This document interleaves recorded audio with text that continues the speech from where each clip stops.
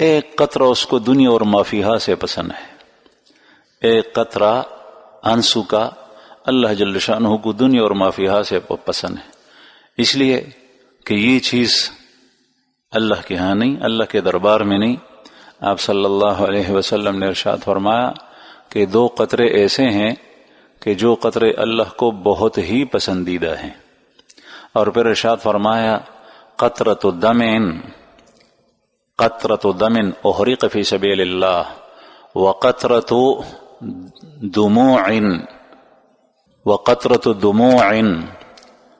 یحرق من خشیت اللہ او کما قال علیہ الصلاۃ والسلام. ایک وہ قطرہ جو خون کا ہے اور اللہ کے راستے میں کسی کے جسم سے گر جائے، اور ایک وہ قطرہ جو آنسو کا ہے اور کسی کی آنکھ سے اللہ کے خوف کی وجہ سے گر جائے. یہ دونوں قطرے اللہ جل شانہ کو بہت ہی پسندیدہ ہے. یہ اللہ کے ہاں نہیں، اور پسند اپنی اپنی ہوتی ہے. اللہ پاک کو یہ پسند ہے.